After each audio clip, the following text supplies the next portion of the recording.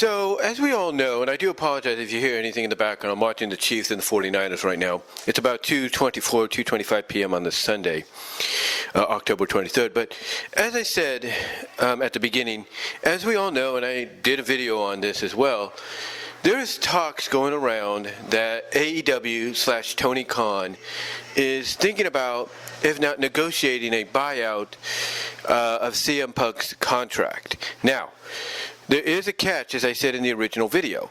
The catch basically being that CM Punk would not be able to go anywhere for a certain amount of time, injured or not. You know, he wouldn't be able to make appearances, stuff like that, with other major companies. Independent-wise, that's a different story. But when it comes to companies like, let's say, Impact Wrestling, New Japan, you know, WWE, if you will, maybe even MLW and AAA, those could be pretty much out the window. Because the buyout, like I said, would have a non-compete clause to it, but we wouldn't know exactly the duration of length when it comes to the non-compete-ness in that agreement of a buyout. Basically, if in case you guys are wondering what that would mean as to why it'd be non-compete and why they would buy out his contract, well, again, you just got to look back to the media scrum, the post-brawl out, as they call it, media scrum situation between Punk and the Elite.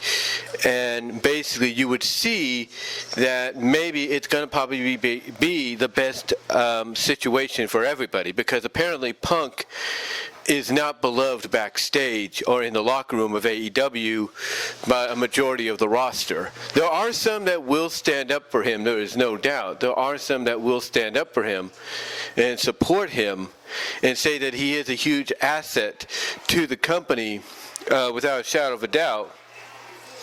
But those that support him and would say all that basically are outnumbered by those in the locker room, a majority of the locker room, I should say, that would disagree. So, you know, CM Punk's situation of being bought out, like I said, could be the best situation for everybody. I mean, everyone that's talked about this, from JD from NY206 to just Alex Hicks of Just Alex Central, to Brian Alvarez, to Dave Meltzer, to anybody that's talked about this situation over the past week, has ultimately agreed, even when word was coming about that this could be the most likely scenario, or at least one of them, everybody has agreed that, yeah, they just don't see Punk being back in that locker room. They just don't see it. You know, they just don't see him, you know, coming back in there unless he swallows his pride and publicly, maybe in the ring or maybe in an interview, apologizes for what he said in the media scrum, takes responsibilities for his actions, and gives his word to his best of his abilities that he will try to be a team player and support the company in any shape or form. So, you know, so to me, and anybody else, that would probably be the only way he could have a chance of staying there. But the non-compete part of this buyout potential, or this potential buyout, again, would not allow him to go anywhere major. You know, because there is word that WWE, because there is speculation and talk that WWE, Triple H, if you will, more specifically, and maybe by extension Nick Khan and Stephanie McMahon, would like to have CM Punk back in the company. But Tony Khan obviously knows this, probably realizes this, in which is why he's adding, according to reports by Dave Meltzer, Fightful.com, and everybody, why he's adding in a non-compete stipulation to the buyout, because he realizes that, hey, if we just buy out his contract, yeah, he could, you know, he could potentially go elsewhere and not just get paid by them, but also still be paid by us because he'd be under contract. You know, so he could get so he could still, you know, potentially be receiving paychecks from All Elite Wrestling, from Tony Khan, if you will. You know, he could potentially still be receiving paychecks from Tony Khan and All Elite Wrestling, while at the same time being paid by somebody else, by another company, just for maybe making appearances until he gets healed from his injury. So Tony Khan sees that, and he realizes that, And Tony Khan does not want to take, he does not want to take that chance because he knows whoever CM Punk was to land with, whether it's back in WWE, Impact Wrestling, MLW, AAA, New Japan, that basically he would do them wonders just based on the recent situations that's been going on as we speak. Just based on the reputation and the recent controversy and everything that he's been part of. So so you can't blame Tony Khan for potentially wanting to add that in to the agreement. Like, yeah, we're going to buy out your contract. We're going to still pay you as if you're still with us, even though you're not. Oh, but in addition, we're going to make sure you don't make an appearance anywhere after this buyout for a certain duration of time. For a certain disclosure, undisclosed, I should say, amount of time. And we don't know how long that could be. Because right now, he's projected to be out for another, 8 to 7, maybe 6.5 months with his injury, right? So who's to say the duration of the buyout with the non-compete clause to it, who's to say the duration wouldn't be for that amount of time, or maybe for another 5 years or 10 years, depending on how long his contract with AEW originally was for? Again, we don't have no idea how long the duration of his original contract with AEW was. It could be for just a couple of years, maybe 5 years, 6 years, a decade. We don't know. So for Tony Khan to basically realize that, hey, even if we buy out his contract, he could still go elsewhere and be paid, double, what he's getting. Not just from his new employers, his new company, but also from us. And he doesn't want that. He doesn't want that because, again, CM Punk, this is mere presence appearing on television, still healing up from his injury and everything, would give all that momentum that CM Punk originally gave AEW straight to whoever he'd be with. Whether it is, whether it is WWE, whether it is Impact, whether it is MLW, or AAA or New Japan or whoever, PWG, just to name a few, Rev Pro. Heck, even through a commentating position, maybe a company like WOW. But again, you kind of see where I'm coming from, right? You see what I'm trying to say and come from, right?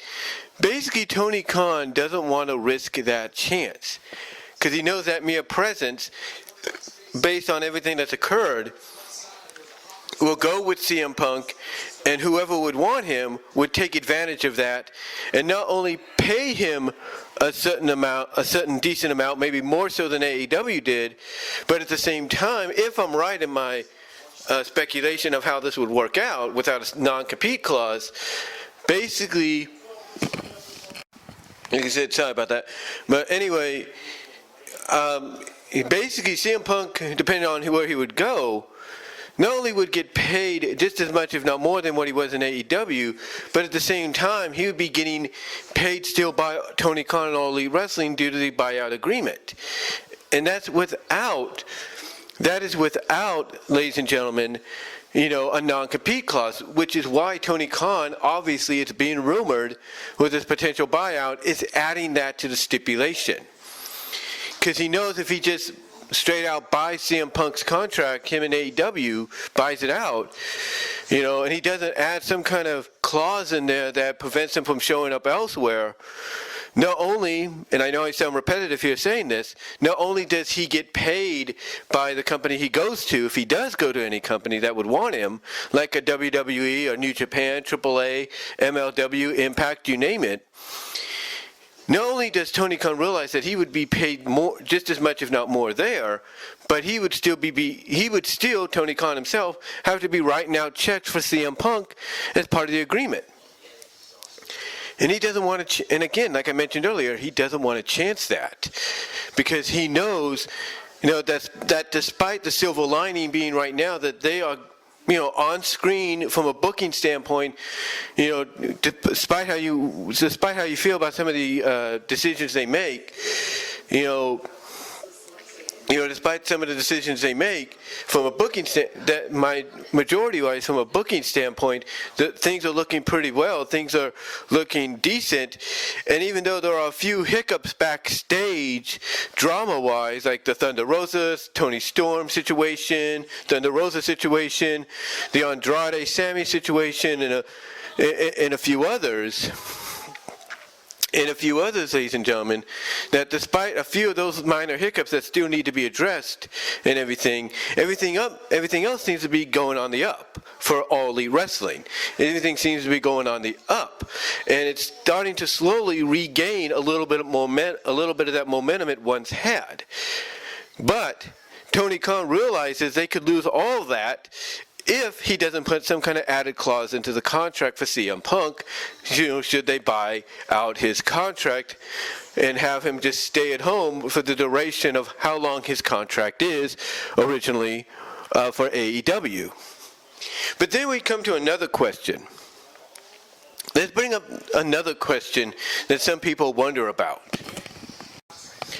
But the obvious question, though, like I was saying, is, when it comes to potentially going elsewhere, most likely the candidate in everybody's eyes is WWE, would Punk be accepted into that locker room?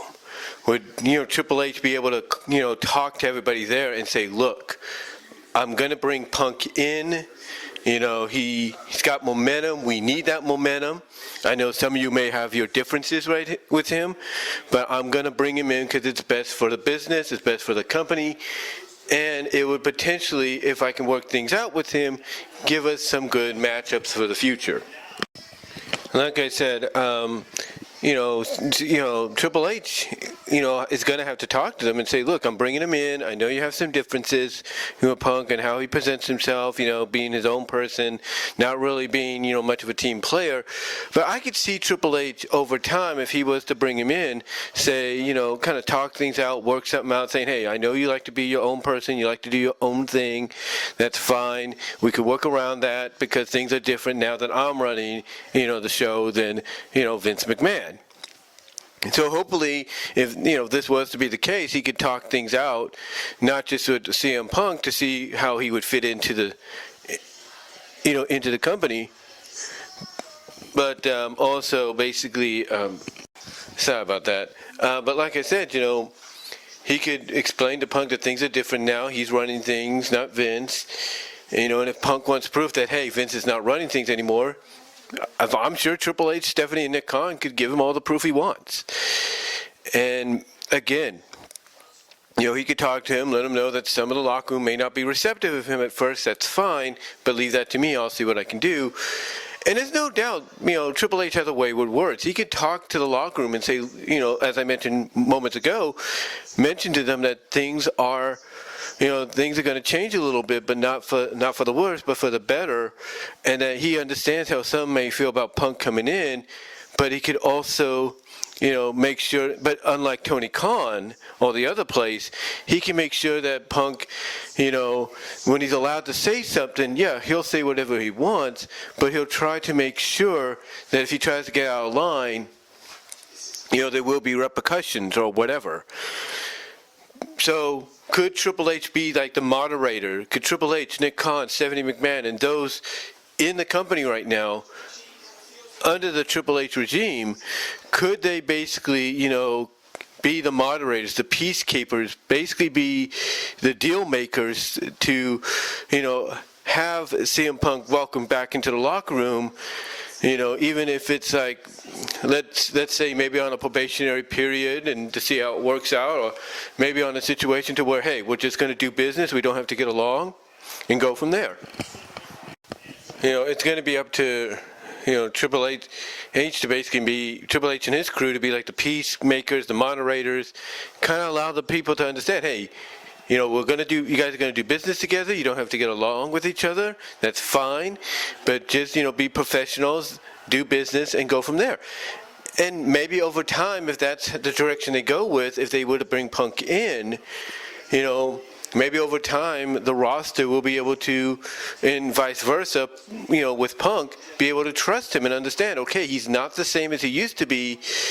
Technically, he's still very outspoken, but we understand sometimes he says, what he feels, he says what's on his sleeve, or he says and wears what is on his sleeve, mainly because that's who he is, and he wants to basically make things, better for whatever company he's working for, and whoever he is working for, maybe even potentially coaching in the future. And that maybe over time, like I said, they can learn to trust him and vice versa, and, maybe he can, contribute, not just as an in-ring performer, but as someone that could be like a coach and everything, because hopefully over time, the understanding, like I said before I paused there, is that, he's someone that, has changed a bit. He's still going to be outspoken. He's still going to say what he feels, and basically wear what he does on his sleeve, and then, be himself. Basically be like, look, this is how I feel. Let me say what I'm going to feel, and maybe he'll help them understand that this is how I do business. This is how I make it more real for all of us, in the company, more profitable, more business, successful for us as a company, as a brand. But again, this all wages basically on whether or not, when Tony Khan buys out the contract, if he and AEW do buy out the contract, if CM Punk does not have a non-compete clause added to it, because if he has a non-compete clause, again, he won't be able to go anywhere, period, from a major standpoint, from a major promotional standpoint, for who knows whatever duration of time his original contract with the company, was for. Because again, his original contract could have been just for a couple of years, and then he's able to be free to do whatever he wants, go where he wants. His company, not company, but his contract, his contract could be for, 5 years, 6 years, a decade. We don't know. Whatever amount, the contract, time-wise, whatever amount of time of the contract was set for, he could just end up sitting at home. And now some people would say he's going to be paid more anyway just to do nothing. That's true. But again, this all wages on the fact of whether or not Tony Khan will add in said stipulation of non-compete. Because AEW is supposed to be known in a lot of fans' eyes as not having these kind of stipulations to their contracts. That when you let somebody go, buyout or not, or generally just release them, they're free to do whatever they want. They're pretty much free to go anywhere they want afterwards, even if it's like, after a month or so, or a couple of days, or a couple of weeks, they're free to go wherever they want, without the worry of having a non-compete clause added to the contract, buyout or not. So the question obviously is, will that be added? And a lot of people are pointing out that that's the direction they're going to go, that they're going to add in the non-compete stipulation so that Punk doesn't, get tempted, to go, anywhere else, in professional wrestling, maybe even combat sports in general. But, again, this all depends on whether or not they do buy it out, or they can work things out between all sides. Because if they can't work things out, put the differences aside, humble themselves and everything, and do business, then it's not a good look. It's not a good look for Tony Khan and the company overall, because you spend all this money. To bring this guy in, to bring this guy into your company, and also be, be the ones that, have the bragging rights to say, hey, we brought him back, to wrestling. We're the ones that brought him back into the sport of professional wrestling, and not you guys. and not you guys, not you WWE, not you Impact, not you New Japan or whatever or whoever. They have the bragging rights to say that, but it'll all go up in smoke if they buy out his contract, and in addition, add that non-compete clause, because again, not only does it show you wasted millions of dollars on bringing this guy in just based on a rumor, but it also shows that you're becoming what you didn't want to become by adding a non-compete clause to the buyout. It makes you, like I said, look like a hypocrite, because you're becoming what you basically swore you probably wouldn't become, and it puts trust issues in the long run, whether they want CM Punk to leave or they want him to stay with your locker room, because now they're going to wonder how many of their contracts when they come up are going to have the non-compete clause added to them. When they, and I mean naturally come up, like, Bryan Danielson, a.k.a. Daniel Bryan. What is he going to do? What is he going to do, basically, when his contract comes up in a few years, if not sooner? And Tony Khan says, just to let you know, I added a non-compete clause to your contract, so that way you can't go back to WWE with your wife or whatever in the next, immediately after you leave. Someone like Danielson, he's going to wonder, wait a minute, did you add one to me when his contract comes up? And again, like I said, once it comes up, what is his reaction going to be if Tony Khan says, oh, by the way, I added a non-compete stipulation to your contract, which means you can't go back to WWE or anywhere else for a certain duration of time. And who knows what the duration will be when it comes to the non-compete, when it comes to AEW, because we know with WWE, the non-compete clauses are if you're NXT or developmental, basically, if you're NXT or developmental, of any kind, it's 30 days. You can't compete anywhere for 30 days. But if you're main roster and you're let go, even if you're just your release is agreed upon on both ends, or it's just an expiration of your contract, whatever. Mostly, unless you fulfill all your obligations, it's 90 days. We know that. So who knows what the length of time would be for someone like AEW in AEW. Like, even when the contracts come up and are expired, how long does a non-compete clause last with AEW? Does it last a month? Does it last 3 months? Does it last 4 months? The rest of the year? We don't know.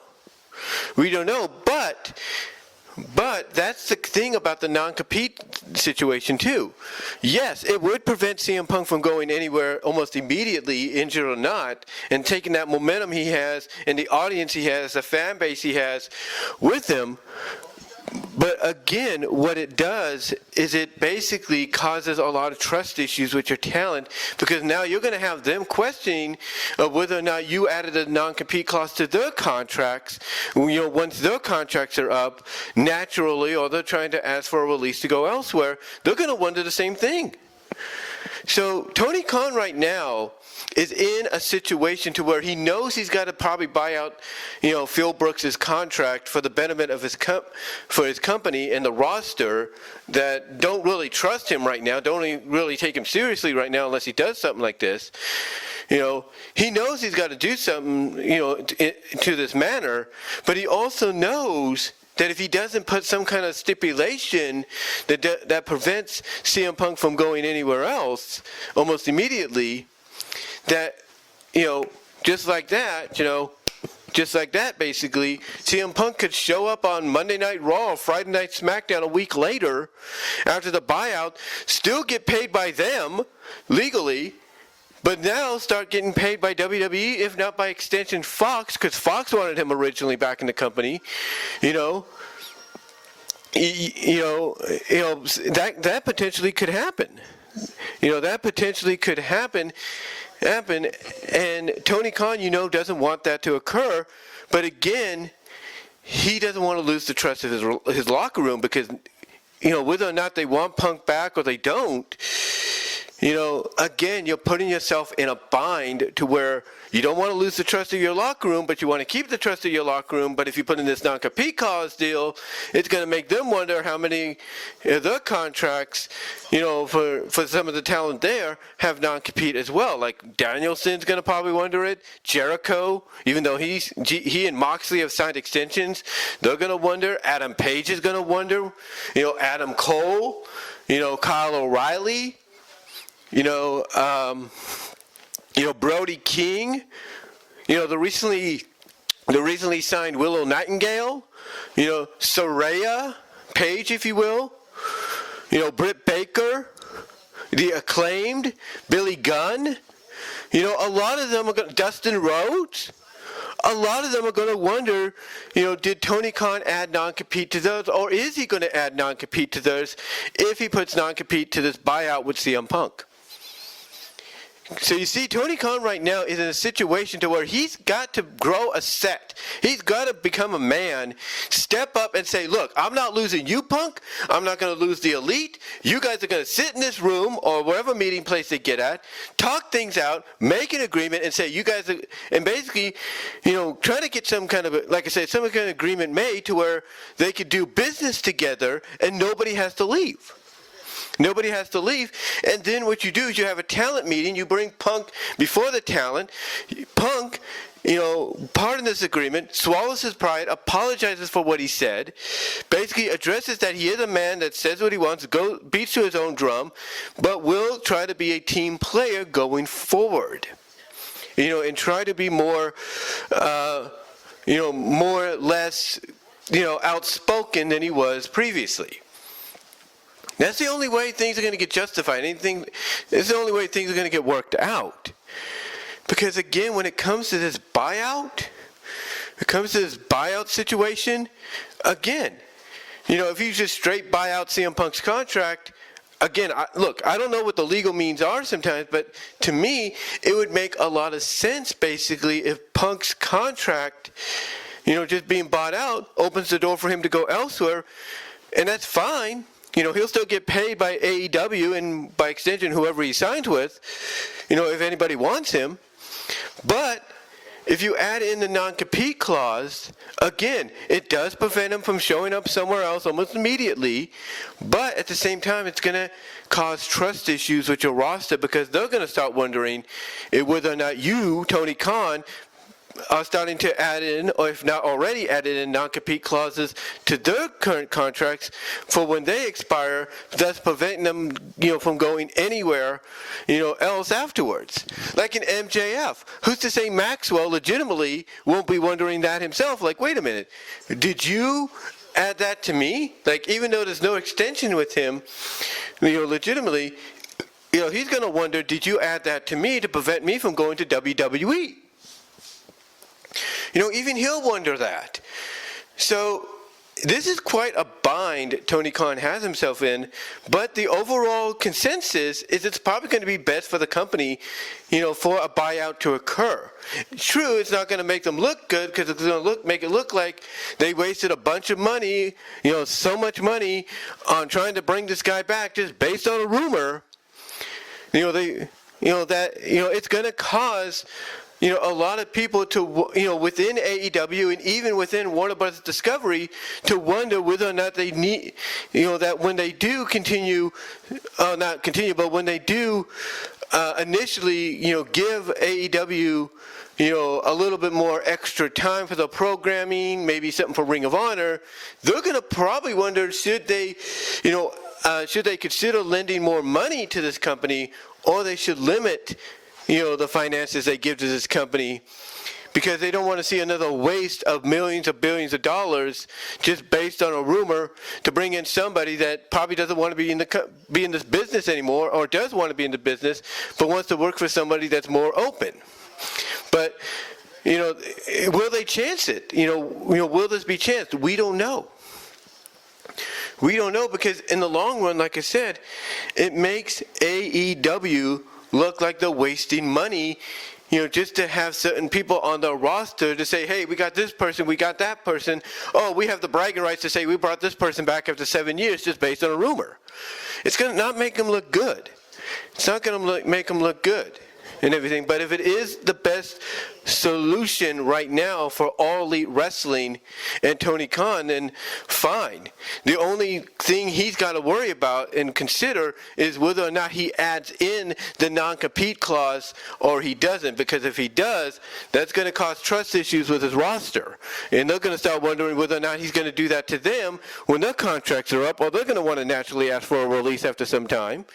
They're going to wonder the same thing, as well, whether or not he's going to pull the same crap there, or does he not do that and just consider, okay, Punk's probably not going to go anywhere till he's completely healed, or at least almost, let's say, 50% healed, before he makes an appearance elsewhere. I can live with that and everything, and then maybe wait several months until maybe, let's say, Royal Rumble time in January, or I guess the build up to WrestleMania for Punk to probably consider making a return to WWE. And over those next several months, he could just be like, look, he's not going to go anywhere. I'm paying him. That's fine. Maybe I can work something out. Maybe cooler heads will prevail. And maybe he could try to bring him back under a new contract, potentially with a stipulation that states, hey, whenever you do a media scrum with me, or if we ever do them again, please keep it business. Please keep it, wrestling related. Keep it within the context of what you're, currently involved in right now. Don't go off script. That could be something that happens, but we'll see. We'll see. Again, the buyout to me has the potential to cause trust issue. Well, not the buyout, but the non-compete clause added to the buyout has the potential to cause trust issues in the company. I'm not saying it will, but with Tony Khan, you never know what he's going to do. Especially is to make sure certain talent, once they get, the contracts expire, or if they get a natural mutual release, if you will, that they don't go anywhere immediately, because he wants to have a chance to try to bring them back or re-sign them maybe to, let's say, the Ring of Honor brand if they're AEW, or if they're, Ring of Honor, try to sign them to the AEW brand or whatever. But let me know what your guys' thoughts are, because this, to me, is a situation to where, everybody has to take the blame and responsibility for what happened, but it's also a situation that's very conflicting, for a Tony Khan, honestly. And he has no one but himself to blame for that confliction, because of the fact that he could have easily prevented this, had he put his foot down in the first place and told CM Punk, hey, you're not going to pull this crap anymore in this company and all that, and maybe even just, strip him of the belt and say, hey, when you come back, you ain't going to compete for this championship or any championship anymore. You're just going to help put over people, which I think might be a better solution, or might have been a better solution, but that never happened. So Tony Khan has no one himself to blame for this, because he's acted and still somewhat acts more like a fan than a boss. But hopefully, in the end, all of this wakes him up and makes him realize, hey, I'm not a fan anymore. The moment I brought this company into existence, I stopped being a fan, and I'm now an owner, a boss. I got to act like one. So we'll see what occurs. We'll see what happens, but let me know what your thoughts are, guys. Comment below, live chat during the premiere, like the video, super chat, super stickers are open during the live chat, as well as super thanks after the video. Give me your thoughts overall on the whole situation with CM Punk. Do you think, if Tony Khan does add a non-compete to the buyout, that's going to cause conflict within the roster, wondering if he's going to do the same thing to them when the contracts expire or they ask for a mutual release? What are your thoughts on that, overall? And do you think, Triple H and his team could be pretty much the moderators, the peacemakers, should CM Punk come back to that company and basically work with them again and try to work something out to where eventually maybe everybody gets along and everybody on the roster understands, okay, this is who CM Punk is. We just got to work within that within those parameters of what he brings to the table. What are your thoughts? Comment below. Like I said, live chat during the premiere. Like the video. Super chat, super stickers are open during the live chat. Super thanks afterwards. You can also check me out at PW Roses Discussions, all your favorite audio podcast locations except for Pandora. Also check me out at Venmo at Brian-Warmer-2, Cash App at BW Roses 98. Also check me out at Patreon.com. So that's BW Roses, a $1, $3 tier. Also, check me out at DeviantArt.com. So that's BVW 1979. Also, check me out at Vimeo at BW Roses for content you can't get here on YouTube and at my Teespring store as well. But guys, let me know what your thoughts are. And until then, I'm out.